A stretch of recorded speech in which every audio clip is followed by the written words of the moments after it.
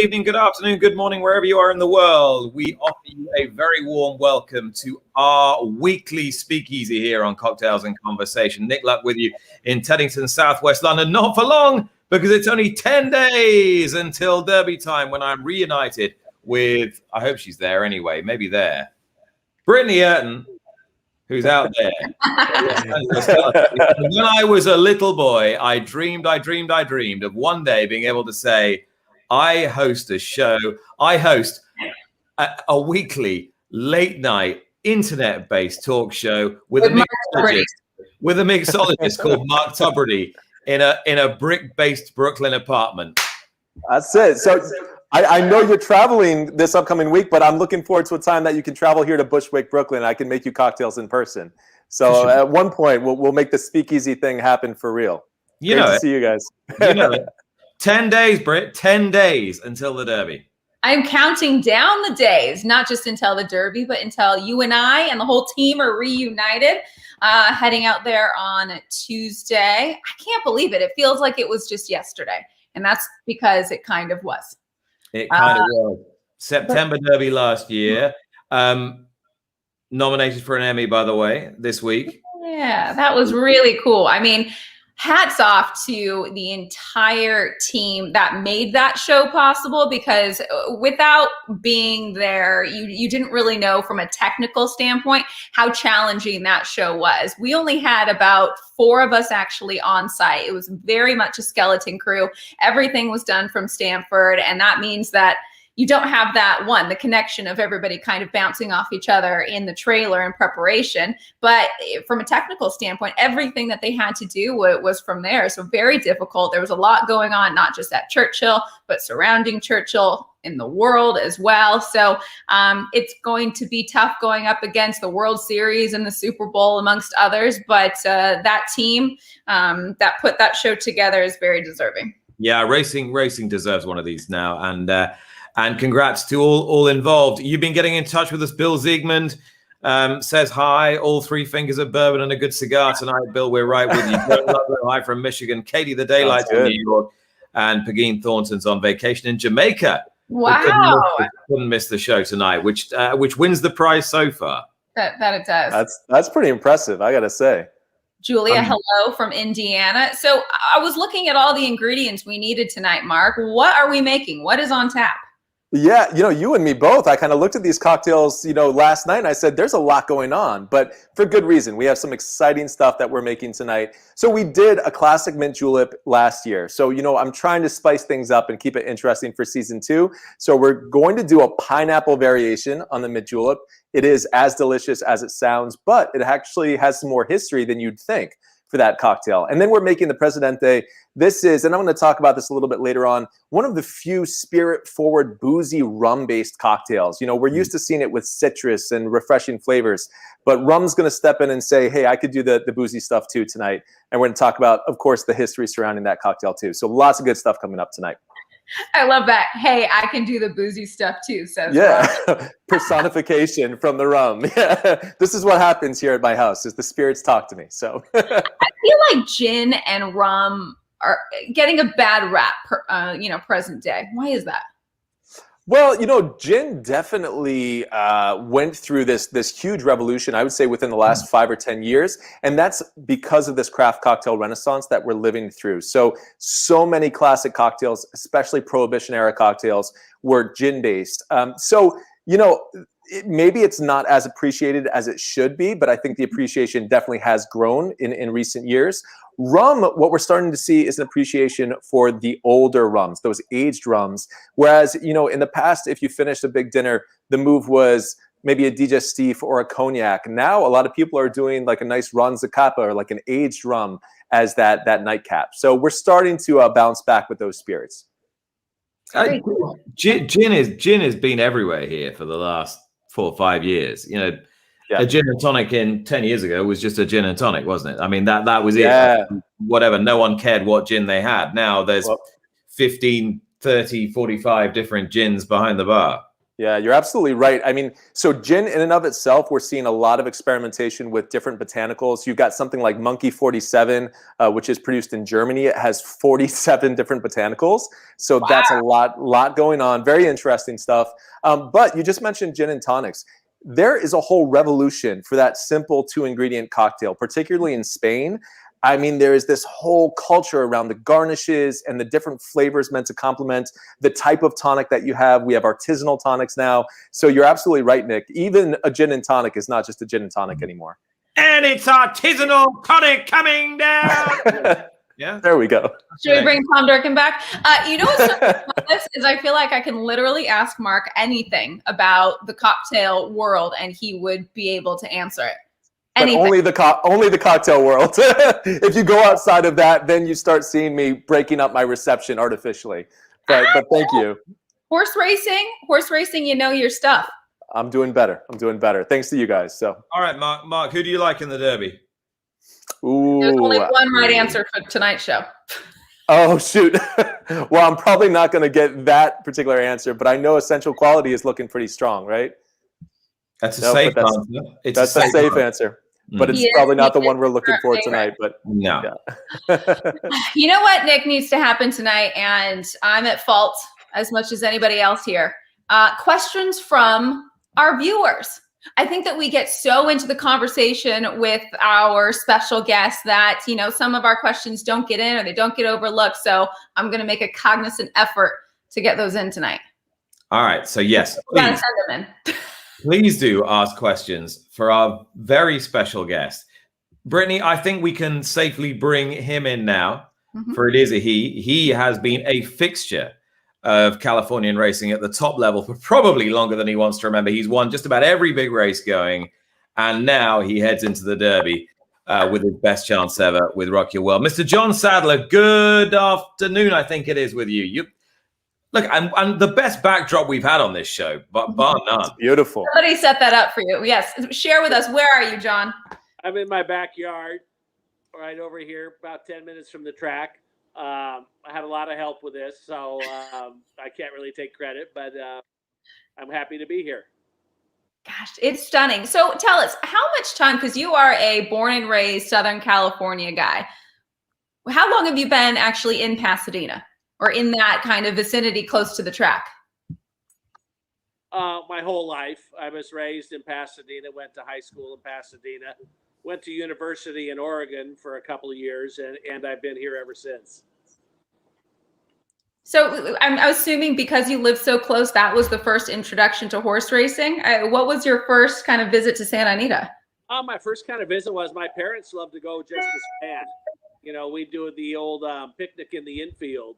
You know, they'd get a big old blanket and some white wine, and off we went in the infield. And in those days, you just turned your kids loose, you know. So me and my friends would be running around picking up tickets, looking to see if we can find a winner. On the floor to see if people. Actually, the infield would be on the grass. Did you find any winners? Oh yeah, over the years, I'm sure we had a few. I don't remember a lot, but mostly it was running around in the infield. John, can you remember the first big name horse that really made an impression on you as a kid?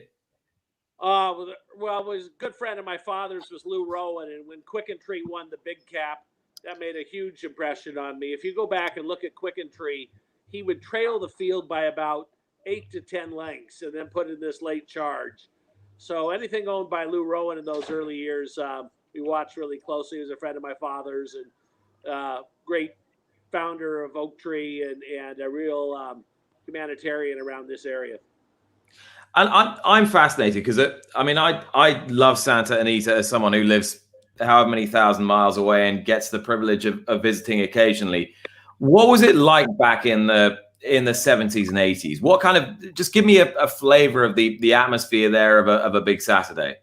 It's just, obviously you had huge crowds every day, which, before life got more complicated for everybody and freeways got more trafficy and there's more competition, with everything, all the gambling dollars. But in the old days, big crowds every weekend, people were prepared to, be there all day long.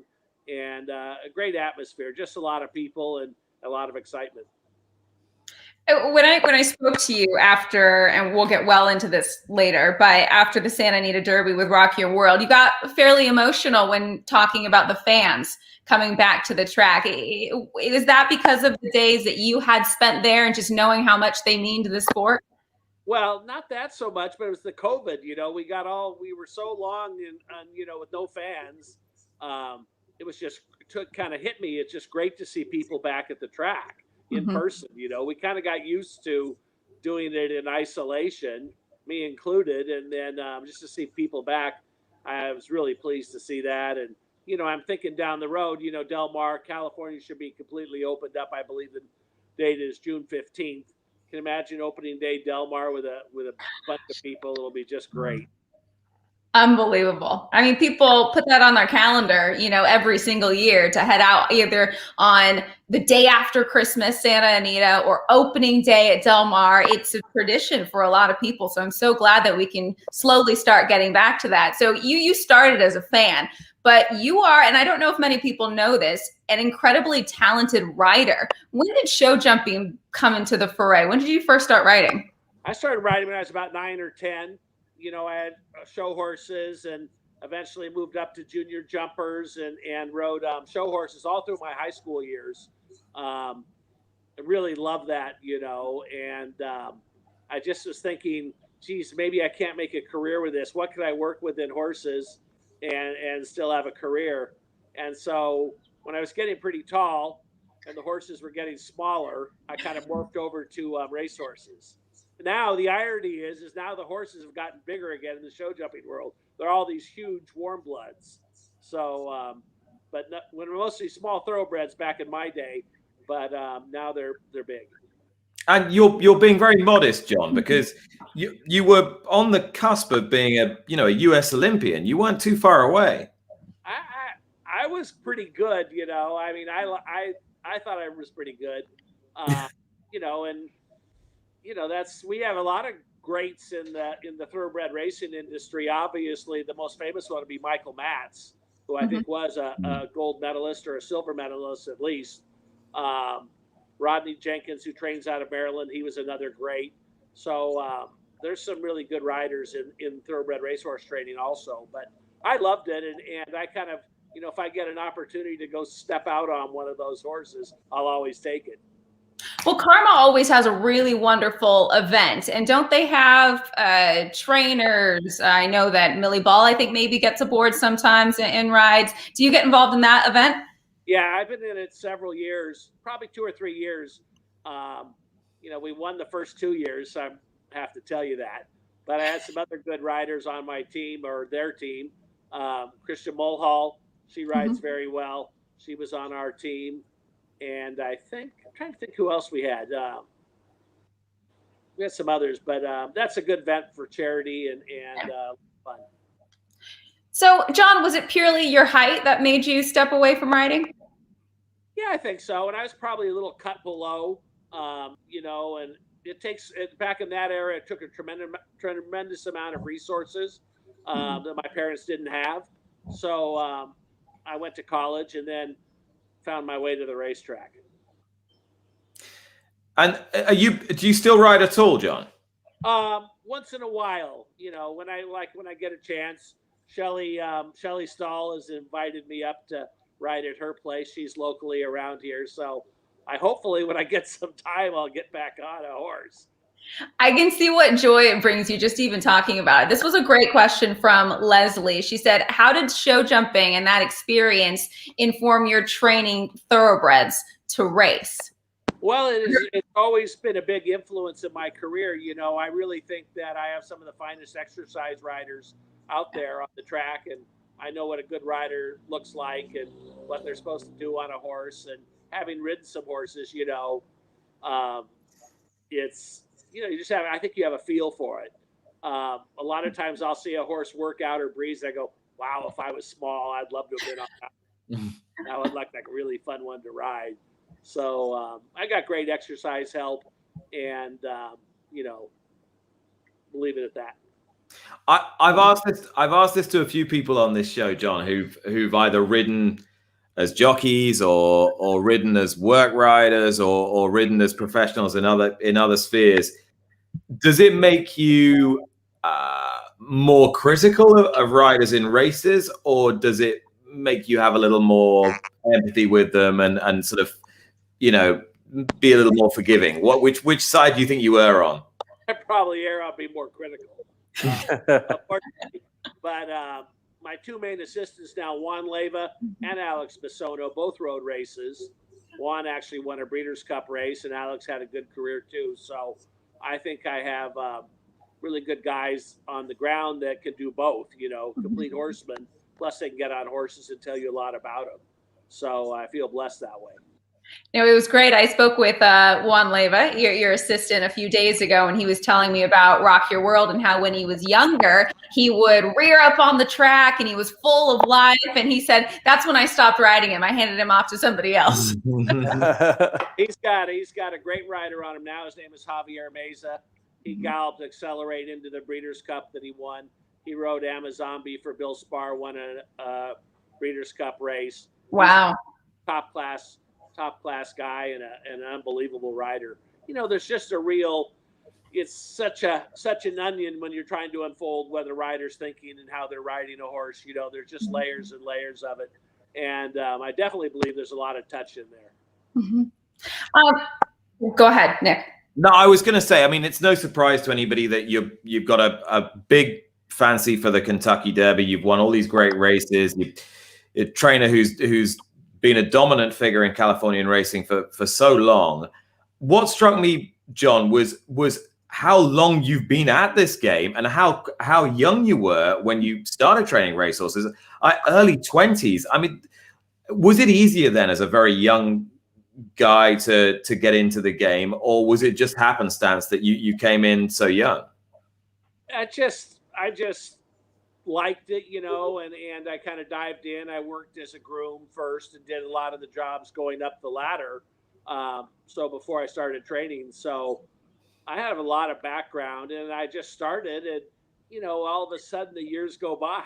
You're there 5 years, 10 years, and you know, I had one groom the other day, and I always say these guys have been with me 20 years, and Wilfredo Sanchez, he says, no, it's 30.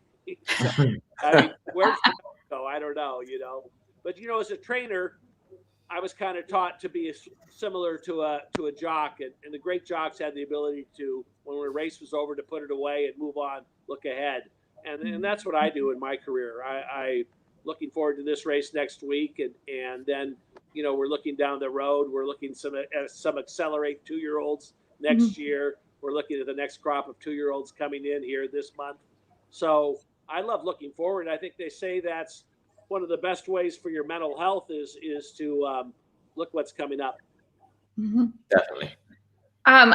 You've been in so many different areas of this industry, though. You said when you went to college, I read that you worked alongside Dr. Jack Robbins as a veterinary assistant.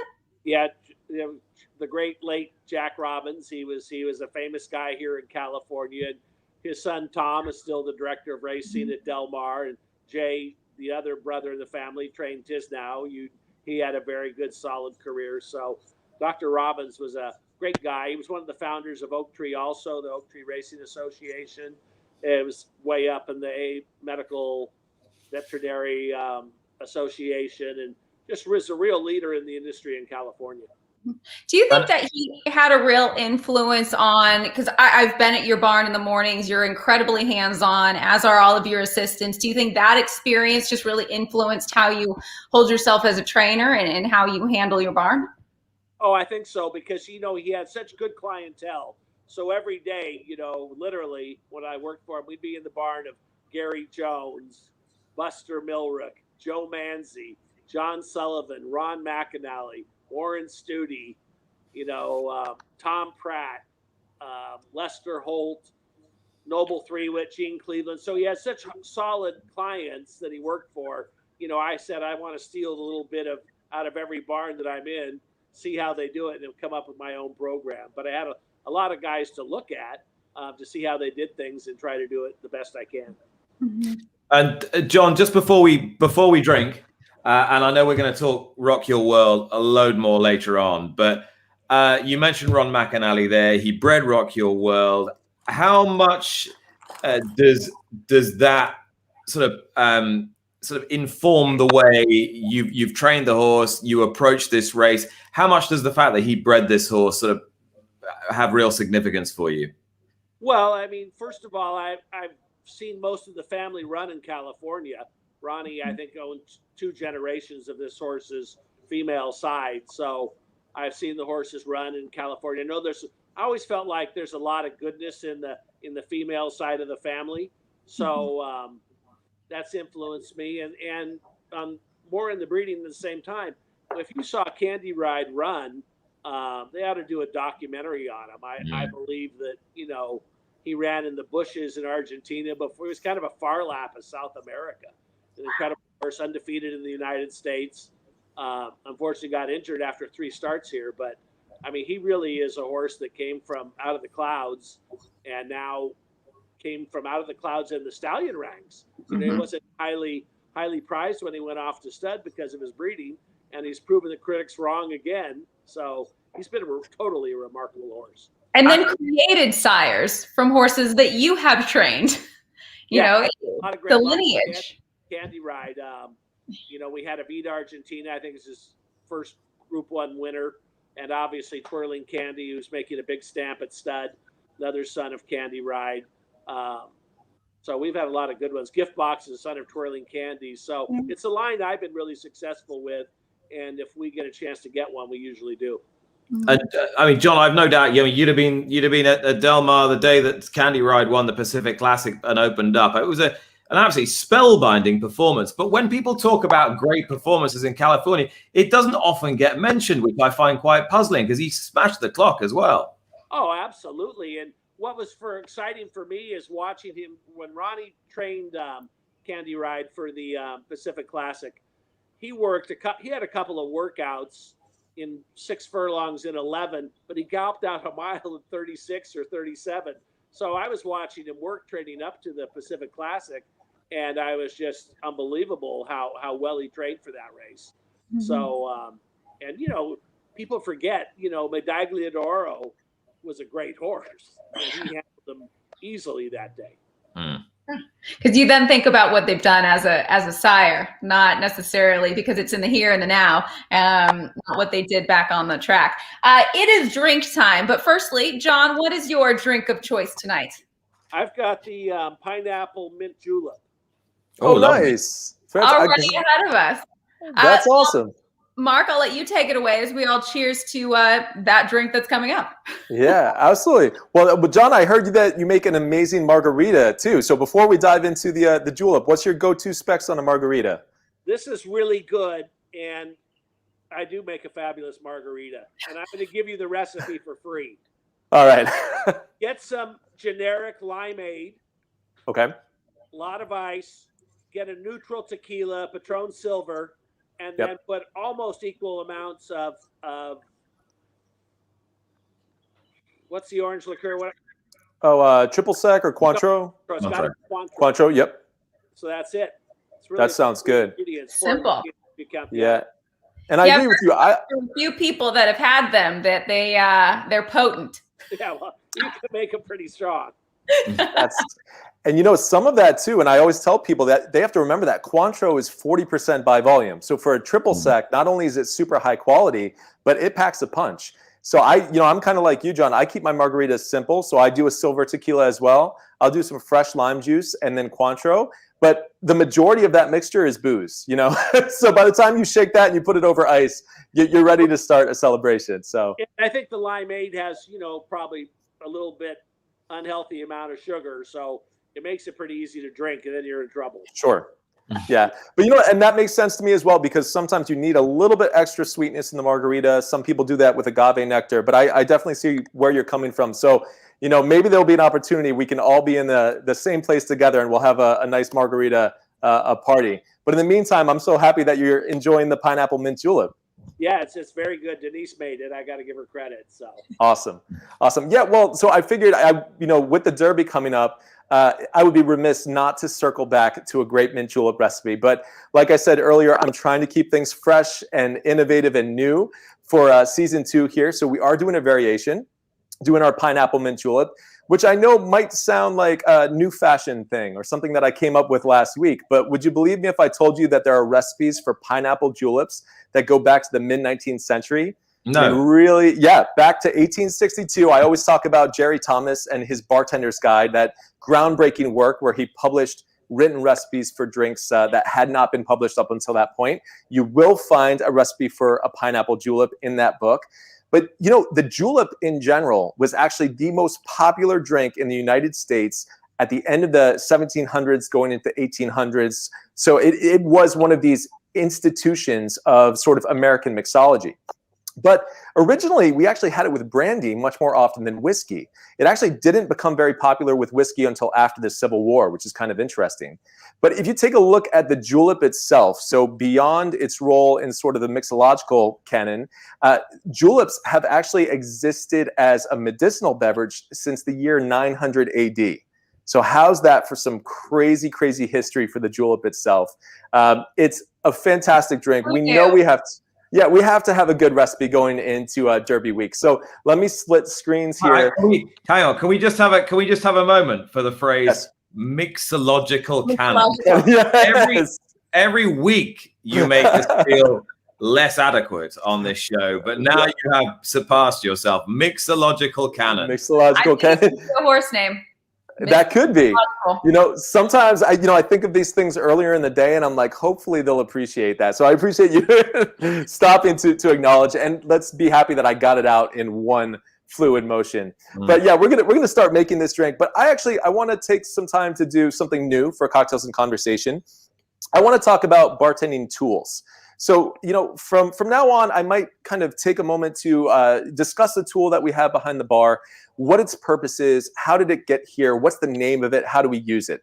So today, it's very, very apropos that we are going to be talking about the Julep Strainer. That is actually the name for this type of strainer. So we do use this behind the bar to oftentimes strain a stirred cocktail from the glass part of a Boston shaker. So the Boston shaker is that 2-part shaker, right? So oftentimes if we stir a cocktail, we'll use that julep strainer to kind of hold back the ice. But why is it called a julep strainer? When did this start? Well, this is really, I mean, if we kind of go back to people drinking juleps in the early 1800s, ice was actually a relatively new thing as far as how it was being used in cocktails.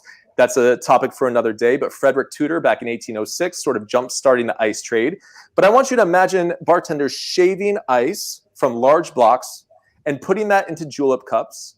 And then imagine people drinking that, and they want to get every last bit of the julep, right? So what do? You take your julep tin, and you would put it all the way up, and what would happen? The shaved ice would come like basically an avalanche. It would come forward, right? So they designed these julep cups or these julep strainers to sit literally inside of the tin.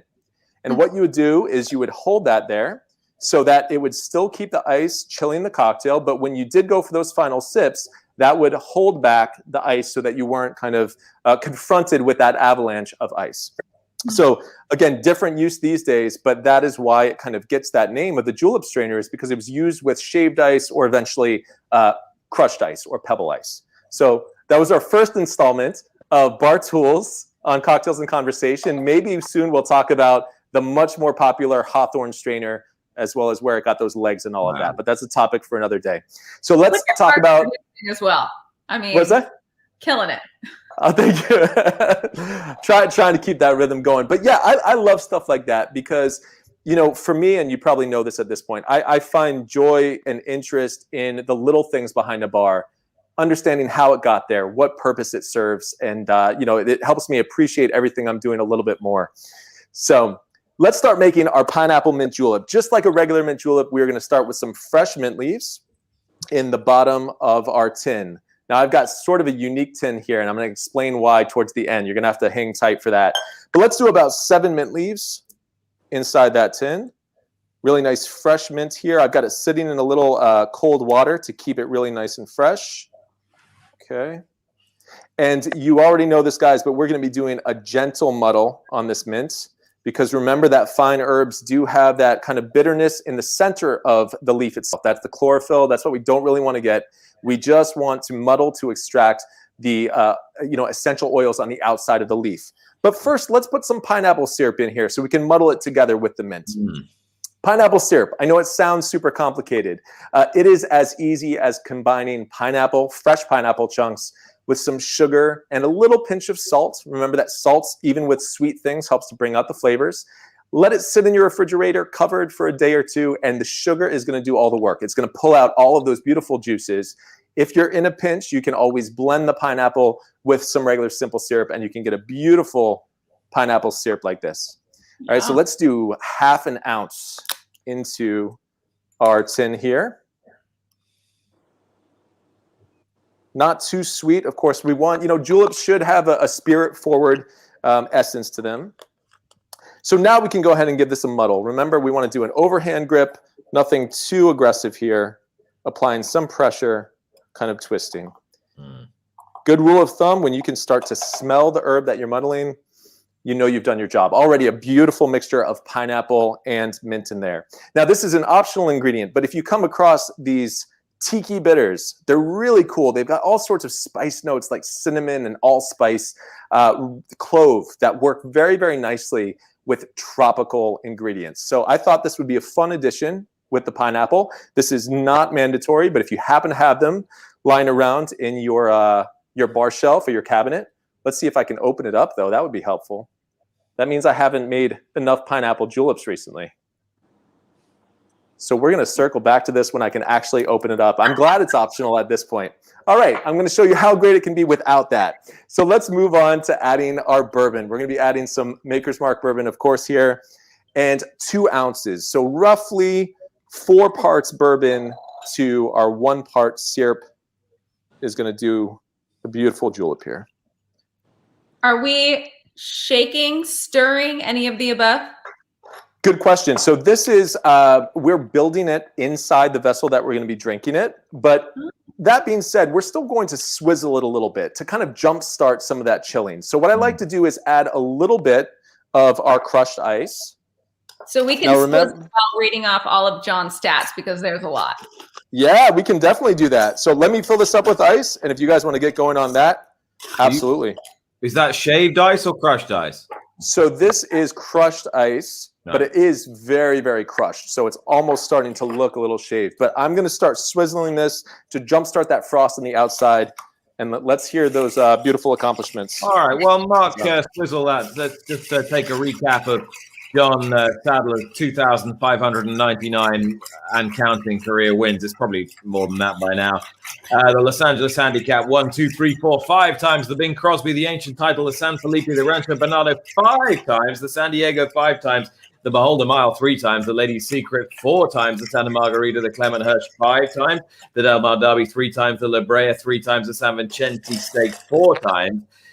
Oh, my word. The Santa Anita Oaks twice, the Santa Anita Derby twice, the Arkansas Derby, the Humana Distaff, the Hollywood Oaks 3 times. Keep going, Mark.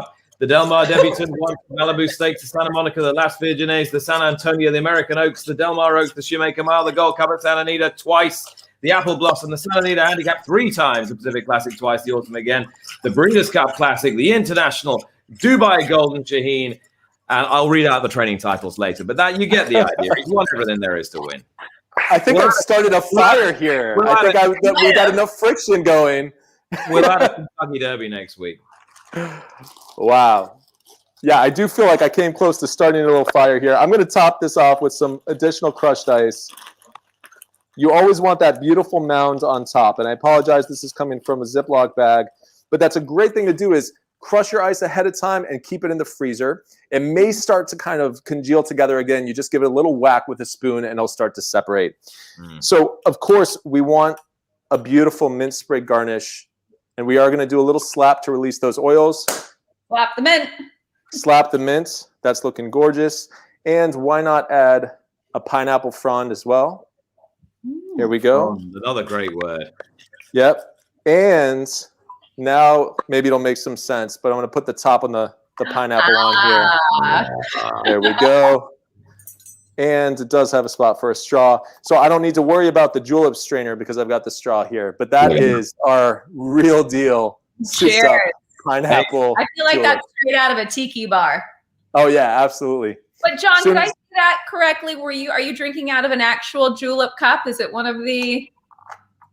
Well, I'm not going to brag, but we had a very good summer. I think this was 2 years ago. They were giving this to the stakes winners. I think we won 9 stakes in 6 weeks at Del Mar. So I kind of put all these together. I guess it is a julep cup. I haven't really, it says Del Mar on it. So It looks good. Looks frosty cold, so that's the most important thing. yeah, I think it is a julep cup. Awesome. Well, cheers, John. Now, cheers, everyone. Cheers to you all. Now, John, we've softened you up with all these nice questions and lots of flattery for the first half an hour. So obviously things get a bit more difficult now. 2018, your Breeders' Cup Classic win with Accelerate. I remember we were on the trail right up to the Breeders' Cup that year, and I kept thinking, oh, please don't let me have to go up and ask John, again for the 5,000th time. How it feels to be 0 for 4,552 in Breeders' Cup races or whatever it was. You handled that incredibly well, I thought, that year, because it must have started to itch really badly. Well, if you just depends on how you look at it. We were there a lot, which speaks to the strength of the barn. So, but it was great to win the big one. We just didn't win a Breeders' Cup. We won the Classic. It's a classic race, 1.25 miles with a full field. So it felt absolutely terrific, and it was just an amazing day. And, we could have got lucky. Catapult got beat ahead by Sir Michael Stout on the turf mile. So it could have been even better, but really happy. Good day. I think the only thing I can say is, when you've been doing this as long as me, you've learned to take the highs and the lows. So, either way, I'm going to get up the next day and go back to work. Did it mean more to you in a way that it was out of California that you did it as well, in a weird sort of way? Churchill's obviously such a classic setting. It meant a lot, I think, that way. But I would have been happy. I'm happy whenever I win. If it's the race early on the card, I'm thrilled. So I've been known to scream at my TV quite a bit. When you're happy and when you're angry, does it go both ways?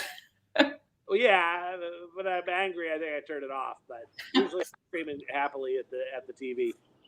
I mean, John, you were saying earlier that you always are looking forward, looking forward to that next step, but that doesn't mean necessarily that you're not enjoying the moment. So how was that afternoon? You have Accelerate coming down to the wire. You're celebrating with longtime owners in the Hronis brothers. How did you allow yourself to enjoy that massive victory? For me, it was more of a relief. He was the favorite that day. He'd had an amazing campaign. I think it was 5 Group 1s that year. He'd won kind of everything on our circuit, the Santa Anita Handicap, Pacific Classic, awesome again. One more, I'm sure, the Gold Cup. So it was just a great day and a good win. And we had kind of a party bus when we left back out at the track, and they're playing "We Are the Champions" Queen, in the bus leaving the track. So it was a great day. And are you a good celebrator? I am. I'm a careful celebrator in the sense that if we've got a lot going on at the track, the next day it might be limited. But I really know how to pick my spots. Get me on the right day and the right time, and I'm a good celebrator. Well, when looking back on your career, and Nick listed off just some of the accolades, it seems like you would be celebrating your entire career with so many accomplishments. How many training titles? At least 12, anywhere from Hollywood Park to Del Mar and Santa Anita.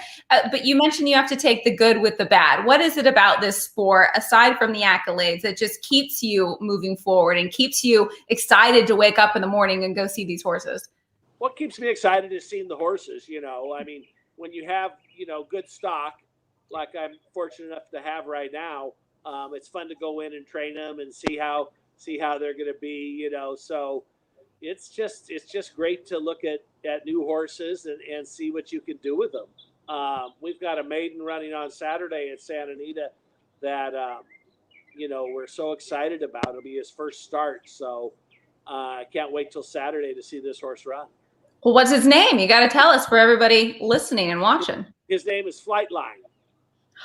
I have heard buzz about this horse. Good to know. Alex, I'll see you on Saturday prior to the race. Well, we're hearing that it's getting a little rainy possibly over there. So we might have to fast forward to your big Kentucky Derby entrant. Just give us if people haven't read it, the thought process behind Rock Your World and him starting on turf and then making it to the Santa Anita Derby. Well, I think it plays into the breeding. I mean, Candy Ride, I've had major winners on synthetic, dirt, and turf with Candy Ride. So we know that sire horses can run on a variety of different surfaces. And I said this somewhere else, that a lot of times people will put horses on turf in California because they're not performing well on dirt in the mornings. He was good on dirt also, but I thought, I wanted to go a little easier the first couple of times. So we started off on the grass with the idea of switching it back to the turf on the Derby prep. How often does a plan actually work out? I mean, because this sounds like it did to a T. Yeah, this really did. I mean, it's rare, I mean, you can come up with the best plans in the world and everything can go wrong or the horse can't execute them. But in this case, it went like it was supposed to go. And so that's what's been so fun. He didn't just win that day, though. I mean, he crushed the competition. Could you have even expected a performance like that? You just don't know. I mean, we thought he's very talented. I thought, everybody, the kind of the comments are, as you go along are, how are you going from 6 to a mile and how are you going from a mile to a mile and 1/8? I've always said right away that he's always going to be better going further. He has a high cruising speed. He can carry himself well over a distance of ground. So, I mean, will somebody say, well, can he get the 1.25 miles? I think he'll be better at a 1.25 miles than he was at a 1.8 miles. So there's a lot to look forward to. John, you've had to batten down the hatches this week, as is always the case when any trainer or owner makes a jockey switch right before the Kentucky Derby. You've gone back for Joel Rosario over Unbe Rispoli. What was the thinking behind that? Well, Joel rode him the first time and really loved him a lot. And then he kind of got caught up in COVID protocols and traveling to Saudi and, moving around the country a lot. So Rispoli was a natural choice for us when Joel left town. And he did a magnificent job, and he's a great rider. And, I've got him on my horses this weekend. But when Concert Tour didn't train on, Rosario became open, and that's a call that I had to make. So that's the call I made, and you got to live with it. Maybe a mistake, you don't know what's going to happen. But I've had a lot of success with him. Statistically, it's dominating success with him. If you look at his record with me, over 240 wins, I believe. All the big races we've won together. So I feel, very confident with him. He's ridden the horse. He knows him well. So fingers crossed. I can tell you that had to have been a challenging decision for you to make, and also something to tell Umberto that he's, coming off of the horse. I can hear it in your voice when you say it's a decision I had to make and it might be a mistake, but how much of a challenge was that? And it's probably not something you took lightly. No, I don't take it lightly at all. I spoke to him on the phone in person, spoke to his agent in person, and sometimes there's not that much to be said. I've equated a little bit, in analytics. We learned out here in Los Angeles to take Kershaw out in the 5th inning. I mean, you make these calls. It doesn't mean the next pitcher that comes in is going to pitch better. Sometimes they pitch worse. Mm-hmm. But you do have to make calls in sports, and this came from my gut, and hopefully it'll work out. Mm-hmm. John, are you quite a data-driven trainer? Have you been over the years? Well, I don't know if I'm data-driven, but I mean, I'm certainly at this point in my career, I have strong ideas of what I want to do, and I'm fortunate, that Michael Talla and the Hronis family allows me to make the calls that I see fit. So. The data is always there in your brain, but you're making decisions on experience based with your intuition. So I know what's worked before, and I have a feeling, what I want to get done. So hopefully it'll go well. You've been to the Kentucky Derby multiple times before. What about this time feels different? Well, this time we're probably in the top 4 or 5 contenders in there. The other times I've been with long shots, horses that qualified but weren't necessarily dominant. So this is the best chance we've had going over there, clearly. So that's fun. And it's fun to go with a contender. At my point in my career, I really wouldn't want to be in there at any cost. I've been, it's like taking a horse to Japan. I told them the other day or last year, we're not going for the trip. If we go to Kentucky, hopefully we have a strong chance. Mm-hmm. I mean, just watching Rock Your World finish out his races and lengthen, does it give you hope that he's a horse that can just keep rolling? He does seem to have a good bottom to him. I think so. He trains like that. He never gets tired in the morning. He always finishes his work stronger than he starts them. So, like I said, if you look at the pedigree, Candy Ride out of an Empire Maker mare, a lot of stamina in there. So you're going to the Kentucky Derby with a horse that has an incredible shot, but you're also taking 2 owners that have never been to the Kentucky Derby before with a starter, and they have been with you for a very long time. What does that loyalty mean to you, and just being able to give them this opportunity? Well, it's tremendous. Michael Talas, we had a couple of Group 1 winners with Mona de Mama, who won at Churchill. He had another Group 1 winner with Chris, and he's been in my camp a long time. A great guy, coming off a tough year of COVID. And then the Hronis brothers, obviously, they have more name brand, but both owners are tremendous and very supportive. It's just great to see, because I think we are in this new age of horse racing that, a lot of owners have a lot of different trainers, and it's just different than it once was, which is okay. There's nothing wrong necessarily with change, but I'm sure it means a lot to have those owners that stick by you, because this game is full of ups and downs. Absolutely. And everybody can go quiet, and now if you have a big barn, you can ramble off over 20 in a week if it goes wrong, So there's a lot of ups and downs, but we try to look big picture and look at the whole thing and see how it goes. Nick. Oh, sorry.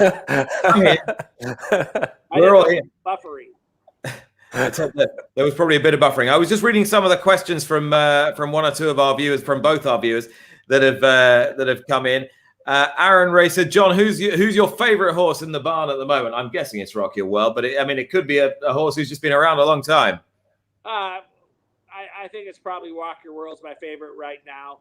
This horse we run Saturday, Flightline, probably my second favorite, because we're looking at all the upside. But I love all the horses I train. They all have different personalities, and I don't want to forget to mention all my other owners, that I've had for a long time. And when you've trained as long as I have, you have a lot of sons and daughters of different horses that you've trained. So they're all special to me. Over the years, because we did not get to talk about all of your big time horses, but Stellar Wind was a personal favorite of mine. And I'm sure that she probably brought so many thrills, but along her career, what was a real special moment for you with her? Well, I think the 2 races where she defeated Beholder were epic, so both those races were just amazing, 2 great horses coming down to the wire head and head, Bob and Bob, so her wins over Beholder were so special to me. I said, if people like horse racing, they'll love to watch these races because they were so good. Mm-hmm. I remember her, and I think we're going to show it. Yes, this Clement Hirsch. Can we go sound full on it? I'm not sure if we have it, but the outside has taken a little advantage, but Beholder's far from done. Here she comes back again. Beholder and Stellar Wind. What a horse race. These 2 nose and nose to the wire. Beholder on the inside, Stellar Wind on the outer. Stellar Wind's going to beat her. Stella Wind has won the Clementel Hirsch under Victor Espinosa. Beholder, a very good. I mean, John, have you ever trained a tougher horse than her? No, not really. I mean, she was, she had a couple of unlucky events, where she was second as a 3-year-old in the Breeders' Cup Distaff. And really, it was kind of a long inquiry. She might have been able to win that this day, but she was just a good mare and very feminine, so you couldn't run her, 10 times a year or anything like that. You had to space her races a little bit, but I'll be seeing her this week. She's at Coolmore America now. She's got a Justify in her. How's that for cool? Wow. That's amazing. Years down the road. Champion to champion. This is something that I could not believe because I didn't know that this would have been a first, but you won the first match race at Santa Anita. Tell me about that. Oh, it was a long time ago, but it was a lot of fun. Tom Knutz, who you know, Brittany, was the racing secretary back then, and they had a great 870-yard horse at Los Alamitos called Griswold. So his idea was to match a thoroughbred against the best long-distance quarter horse. So we had it at Santa Anita, and I had a very fast horse called Valiant Pete, won a lot of races, and he was able to defeat him this day, although the other horse was heavily favored. What was the thought behind this event as a whole? Was it something Santa Anita just wanted to create to get fans out? Yeah, it's just trying something different, I mean, Santa Anita, you're not going to run a cheetah versus a thoroughbred, but you might. This was a quarter horse against a thoroughbred, and it was a really exciting day. It was a winner take all race. Julio Garcia rode Valiant Pete for me, quarter horse jockey on Griswold. And Griswold, people won't know, but he was dominant in those long distance quarter horse races for quite a few years over there at Los Al. So this was a fun race. It was fun to win it, and just got the nod at the end. And it was, what did it, so you say that Griswold was favored. What was the kind of, the thinking in the, amongst the kind of cognoscenti? Did the thoroughbred people think that you were going to win, or did they think a quarter horse would always beat a good thoroughbred over that distance? The thinking was that in his record, my horse had won some stakes, but he hadn't won, he didn't quite have the resume. So they thought, the conventional thinking was that this horse could beat a thoroughbred because of how strong a record he had at Los Alamitos. So that was kind of the conventional thinking, although I think what helped us a little bit is running at Santa Anita. Track might be a little bit deeper than Los Alamitos. The thoroughbreds prefer a little deeper track than the quarter horses, which have a tendency to run on a very tight track. So, just minuscule things kind of made the difference. How fun is that? I can imagine the day that was on hand watching something like that, just something different to bring people out. We got a great question over here, and John, we've kept you for so long, so we'll round out with just leading up to the Kentucky Derby. How will you spend these next few days? How will you handle the excitement and everything surrounding the Derby with such a hot horse? I'm just going to keep even keel. Hopefully I'm not overbooking myself. I really just want to kind of enjoy the week over there. Tomorrow I'll try to go to the bookstore if I can remember. I like to read books on planes. So I like an old-fashioned book, not just on my iPad. So I'll visit Vroman's in Pasadena and look for a good book. And then I'm just going to try to enjoy the week. We have a few things we like to do. We will go up to Lexington. We'll see Gift Box, Accelerate, Catalina Cruiser, Candy Ride, one day up to Lexington. And then the rest will be just keeping me calm and relaxed and, early to bed, early to rise, and, some good food. And we'll try to enjoy the week best we can. You have to, right? I mean, these are special moments in a trainer's career. So, yes, it's nerve-wracking, but you got to enjoy it. Absolutely. Because, we haven't talked about the perils of the Derby, with a 20-horse field, which is not a lot for Europe, but it is for American racing. No horses will run in that field that big ever again. So you need some luck. You need somebody not to run into you. You can have a lot of trouble in that race, depending on how everything goes. So hopefully, we catch some breaks and going to show our best day. And John, you're so right. We might be more accustomed to having lots of runners in races, but I don't think I've ever seen, even at Epsom, a test for a 3-year-old at that early stage of their career as uniquely exacting as the Kentucky Derby. You've seen European horses go in there and just those traps open and they wouldn't know what to do with themselves. It's just different. Yeah, it's very different, very tough. We were schooling him this morning in the starting gate at Santa Anita. This is the last trip to the gate here at home. Probably go over there one day next week at Churchill. And, there's a lot that can happen. So I'm not going to, drive myself crazy. I'm going to enjoy it, focus on the horse, and be ready to go. Exciting. We're all getting excited now. Yeah, I mean, gosh, it's so, I can't believe how soon it is. Nick's flying out on Monday. I'm flying out on Tuesday. Everybody will be there. It's going to be exciting and wonderful to have fans back there as well. So everyone could do the walkover with people cheering on. I mean, speaking of that, how do you think Rock and Roll will handle all of those people? Is he a pretty cool cat? He was a little challenging in his second race. Santa Anita Derby, he was pretty good. I mean, he'll do a lot of schooling next week. In the races there, they're racing all week. So he'll have been over there quite a few times before the big day. So we'll just, it's part of the unknown, which, I'll leave that to the prognosticators, when they're making their picks and, looking at the flaws and the strengths and, but we'll do the best job we can with them. Right. This is where our prognosticating, I don't know if that's a word, is gonna be drawn to a close. John Sadler, thank you so much for your time today, and all the best beneath the Twin Spires next week. Looking forward to seeing you there. Yeah, good luck. And for everybody joining in, Brittany, our home girl, we'll see you on Saturday. Take care. I will. Cheers. Thanks for spending the time with us. And hey, from everybody watching, good luck on the first Saturday in May, okay? Cheers, John. Cheers, John. Every time I bring this up, I feel like it's so extravagant. I don't know. It seems like a little much. I was like, I hope I don't distract anyone.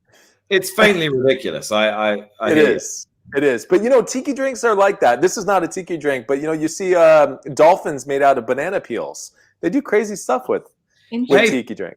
I was called the hometown girl. I liked that. I know. I was quite touched by that on your behalf. Yeah. Nice. Means a lot, I don't mean to be like West Coast biased, but you spend so much time, talking to these people because this is where I'm based that you can't help but, want to root for them. Yeah. There's let me just find it here. Bill Ziegman, who is one of our regulars, says the new gate without the auxiliary gap will be interesting in the Derby.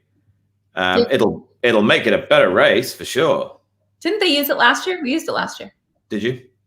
Yeah, but nobody saw it, so. Nobody. They were all talking about COVID. I'm pretty sure it was used last year. Oh, now I got to do that research before our show. We have one final cocktail, Mr. Mark Tuberty. And yes. Lee Amos, our producer, is saying it was used last year, so my memory isn't completely failing.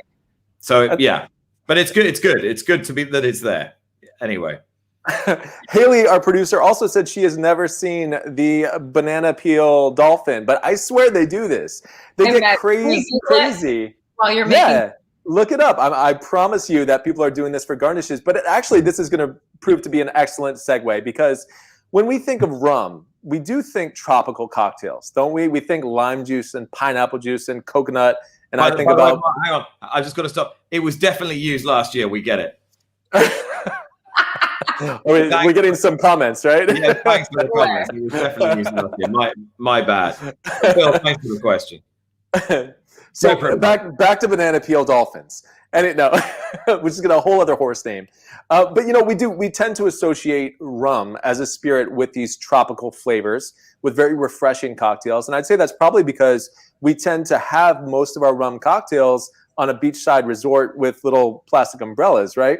But I said it earlier, rum has come to play, even in the past, there you go. I told you. Look at that. You can get very playful with these garnishes. I'm not going to lie, I'm not a fan. You're not a fan? What's that? What's the deal on the right there? I don't. It's an ad. I don't know. Yeah. Well, that's an advertisement. Yeah. There's a girl wearing the map of the world. That is not part of the garnish, All right. to my knowledge. So This is when the show sails off. Guest gone. Here we go. So you can actually look at the instructions. This is fantastic while we describe the cocktail.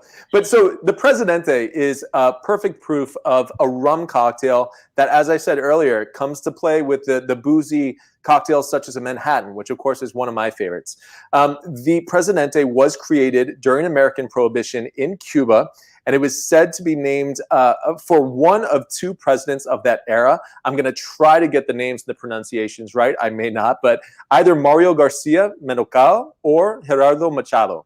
So we're not sure which one it was named after. But, you know, this drink is a great example. There are so many good examples of the innovation that was taking place here and abroad during those dry years of American Prohibition. You know, it's ironic that this was intended to keep people from drinking. And essentially, we got so many beautiful classic cocktails from Europe and from Cuba and, of course, here in the States, because bartenders had to get that much more creative with how they were mixing their spirits because they were inferior products, right? So many beautiful cocktails from that era. This one is from Cuba, and it is a beautiful example of a spirit-forward, strong rum-based cocktail. So I'm going to switch screens, and then I want to talk about each ingredient a little bit more because we've got some interesting ingredients here. So we are going to be using some of our homemade grenadine. Of course, that color shows that this is a true grenadine here. That is made from pomegranate juice and simply sweetened with some sugar. And you can add some orange blossom water if you have access to that. So true grenadine, of course, the French word for pomegranate is grenada. So that's really where we get the name grenadine from. You can use this in a Jack Rose cocktail. You can use it in a classic Singapore sling. Any number of really great classics that call for grenadine. That simple substitution of using the authentic grenadine, which is easy to make at home, will make a huge difference. Don't go for that store-bought stuff. Unless you're doing mocktails for the kids, then that's perfect. So you want your true grenadine here. And we are going to want some dry vermouth here. So again, a lot of complexity. I always say this is kind of an unsung hero, but lots of aromatics in the vermouth itself.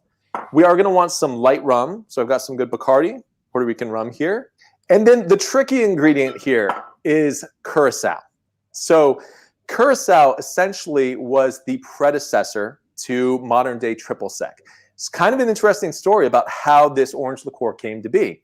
So basically, when Spanish explorers discovered the island of Curaçao, which I believe is off the coast of Venezuela, this was back in the 1500s, they brought with them on the voyage oranges from Seville.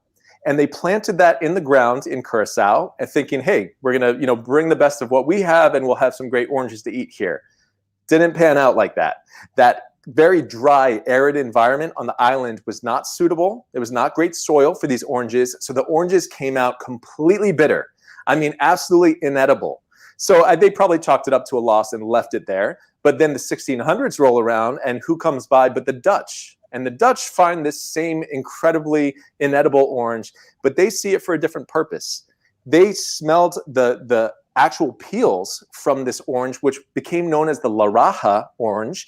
And they said, this is pretty fragrant. So they tried drying that, and it increased, these aromatics. And essentially the oil that they got from those dried La Raja oranges became the basis of orange liqueurs. So at that time, the Bols Company, which of course was, based in Holland, was putting that into their spirits, oftentimes brandy-based at that time, but then later on, the French would sort of add their own innovations and adaptations to create modern-day triple sec. So here's the tricky thing. When you see Curaçao in a recipe, you might be thinking, so what do I use? Do I use triple sec? You could, because essentially it should be made from those bitter orange peels as well, although not all the time that the Curaçao oranges. But I actually find for cocktails like this, Grand Marnier is a nice replacement because it is a brandy base, just like many of those original Curaçaos would have been. And I think for this cocktail specifically, it's going to work very, very nicely. So that was that kind of crazy explanation for Curaçao, but it's good to know because you'll find it in a lot of old cocktail recipes, and at least now you'll know what to do with it. See, that's my dad's special addition to his margarita, the Grand Marnier. Marnier, yeah. Yeah, you're going to get some extra depth. Yeah, extra some depth there. I've also mentioned in the past that you can kind of do a little float of Grand Marnier on top of your margarita if you'd like. So it's going to add more complexity. And again, part of that is not just from those aromatics of the orange oils, but from the brandy base. Of course, that age in the oak is going to influence it as well. So let's start off here with just a bar spoon of our true Grenadine. A little recap there, equal parts pomegranate juice and sugar in a pan. Just dissolve that, and then you have the option of adding that orange flower water. I've got to go and shut the dog up. Yeah. I'll wake the whole house up otherwise. Maximilian, what is your dog's name? Macintosh. Macintosh? Macintosh.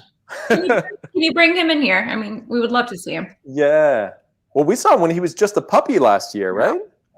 Yeah, we haven't had a good shot of him since. Now he's probably ruling the house. So Nick is probably taking the orders, I think. Okay, Mark, you can continue. We'll wait for that. Okay.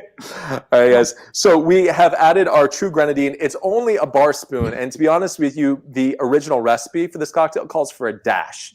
So that's how little they say is needed. But a dash for me that's a little tough to measure. I think it's something like a fifth or a sixth of a teaspoon. It's not doing much. So I like doing a bar spoon. You're going to get a little bit more of that flavor. Now let's add 3/4 of an ounce of our dry vermouth. This is a stirred cocktail, so you are going to want to make sure that you're putting this into a mixing glass. I always kind of remind our viewers of this, but when you've got cocktails, it's so cute. He's huge. Yeah, big now. Really huge. Well, he's still like a terrier, but he's like still sit him on your lap, but he's no puppy anymore. The last time we saw him, I mean, he was a bitty baby. Yeah, he's good. So he's handsome boy now. Yeah, he's a handsome boy. All right, guys. So we have added our dry vermouth, and now we're going to add 3/4 of an ounce of dry vermouth, and you're going to add 3/4 of an ounce of your orange liqueur. So I do recommend that Grand Marnier, but if you have Cointreau close by, you can give that a shot too. It's still going to provide the flavor, maybe not quite as much of the depth, but that's okay. And now 1.5 ounces of our white rum. Okay.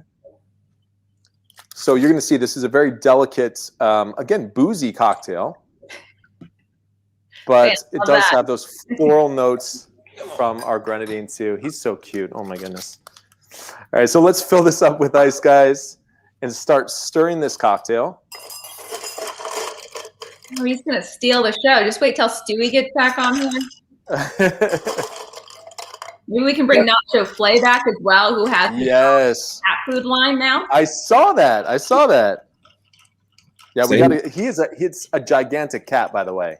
So he's become a bit of a nuisance because it's obviously like past midnight here, and he's threatening to wake up the whole house. The foxes are rampant outside at the moment. Oh wow! And they're going for we're in suburban London, and the suburban foxes they're incredibly well fed by people's bins, and it's bin night tonight, so they're scavenging, and so they sit on the driveway out there, and they're the other side of the door, so he goes completely loopy when he can sense the foxes are outside. Yeah, because he's a terrier, right? That's what said. It's that. He's a schnauzer, yeah, but they are terriers, basically. That's what they're bred for. As you can see that I did use this Julep Strainer. That's the way we would typically use this in bartending now. But remember to tie it back to our first cocktail. If this were a julep, that would be used to hold that ice back so that you could have that last sip of your julep. But this is our Presidente cocktail. Very delicate color. Beautiful. Look at that. Very, very delicate. You're getting a little bit of color basically from the Grand Marnier and a little bit from that Grenadine. But this is not what you would think about for a traditional kind of rum-based cocktail. This is a fantastic classic. And if you haven't had it before, I definitely recommend you give it a shot. It was gorgeous. Cheers, guys. You don't put a garnish on it. It's just very traditional, simple, classic. Very simple. Yeah, I was thinking about that now. If I were to add anything, maybe I might even try a little lime peel, some lime oils on there. Let me have a look at it. It's actually beautiful to look at. So really, I mean, the color is so understated, which the cocktail is understated. It's just a simple marriage of 4 ingredients. And that so many of these classic cocktails, that's the beauty in them, is that I always say that it was kind of like songs back in the day. The Beatles, they could work it with 4 instruments and come up with all these different melodies. Now everybody's got to sample and go crazy and add tons of layers.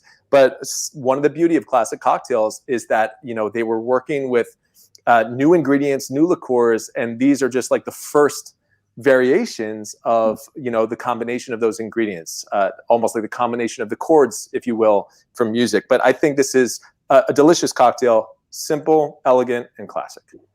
Sometimes less is more. That's it. What? Wow. Are you laughing at me because that's just not me? Well, Delicious. I've not got long to wait to be reminded of that. Together again soon. I know, right? Oh. Don't miss me. Not long now. Fun show. John was great. Yeah. His backyard looks amazing, and I want to try one of these margaritas. Did you hear the birds in the background too? It was like a Disney movie. I know. Really that was a great setting. One of the best settings. The horse has got a shot as well, I think. Huge shot. I think he'll be second choice. Essential quality, I think Rock Your World, and then we'll see a bunch of horses probably all around the same price. Yeah. Good stuff. Right. Well, I think that's us done. However, yeah. Do you know that we should let viewers know that we will not have a show next Thursday, as it is Kentucky Derby week. So if you're looking for us at 3 Pacific time or 6 or wherever you are in the rest of the world, we will not be here. But you can make cocktails. I mean, that would still be fun. We will follow it up with a post Kentucky Derby show on Thursday the 6th. Guest TBD. Let's see how the Derby goes. But cocktails, we got an idea, right, Mark? Probably a margarita in our future. It's just one day after Cinco de Mayo, and you know what? I think we can keep the party rolling through the weekend. So, yeah, I think there's a margarita going to be happening there. I think I'm going to make one with you. Maybe I'll make some crock pot tacos as well to really have a full Mayo feel. That would be fun, but I think Nick, we got to get you back into making a drink with us too. How about the 3 of us make a margarita together? I'm all for it. So 2 weeks time, we all make a margarita. I'll be I'll be quarantining again for the umpteenth time. So that'll be fun. I'll be stuck here. So yeah, let's do it. Before we go also, we need to tell you about the Breeders' Cup Challenge Series schedule that's been announced today. It's quite backloaded, obviously, because of the Olympics this year, but it is heavily loaded with some nice surprises that haven't necessarily appeared on the schedule before.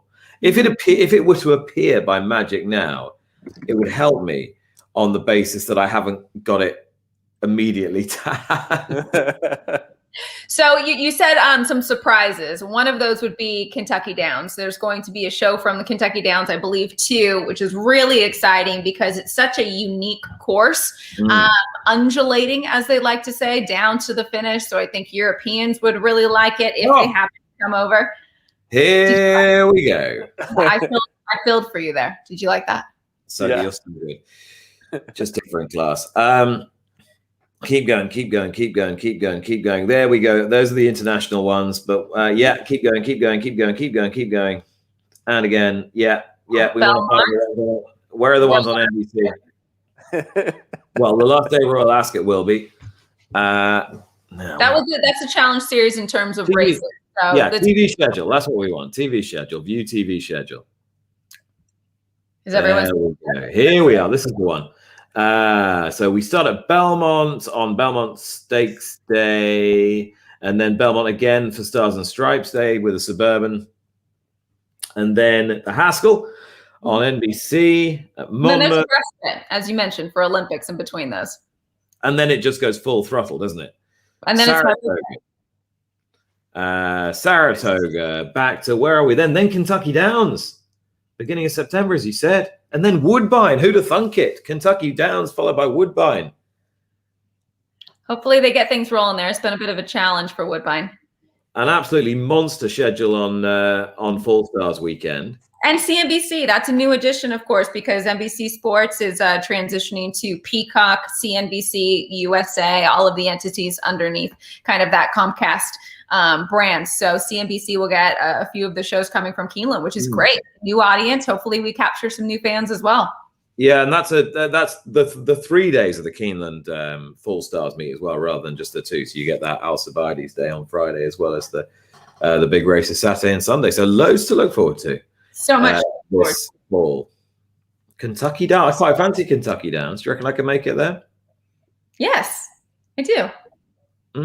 Good. I'm a glass half full kind of guy. Yeah, well, I'll let you sort that out for me. Well, my glass is half empty now. Time to say so long farewell. Yes. Got a pineapple half empty. Goodbye, and maybe in 2 weeks' time we will be back having rocked your world in the Kentucky Derby.